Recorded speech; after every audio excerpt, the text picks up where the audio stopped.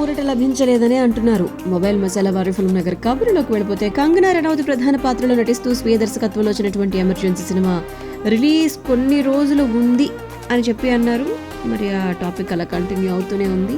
గత కొన్ని రోజులుగా ఈ విషయమే చర్చనీయాంశంగా మారింది. మాజీ ప్రధాని ఇందిరాగాంధీ ఎమర్జెన్సీ ప్రకటించినటువంటి సందర్భంగా రూపొందించబడినటువంటి సినిమాలో తమని తక్కువగా చూపించారు అని చెప్పి విడుదలను అడ్డుకోవాలి అని చెప్పి మధ్యప్రదేశ్లో ఒక వర్గం వారి న్యాయస్థానాన్ని సంప్రదించడం జరిగిందన్నమాట. అయితే ఈ నేపథ్యంలోనే రిలీజ్ తేదీ దగ్గరవుతున్న వేళ సెన్సార్ సర్టిఫికెట్ జారీ విషయంలో కంగనా గారు ఈ మధ్యనే బాంబే హైకోర్టులో పిటిషన్ వేయగా మధ్యప్రదేశ్ హైకోర్టు ఆదేశాలకు విరుద్ధంగా తాము ఆదేశాలు ఇవ్వలేము అని చెప్పారు.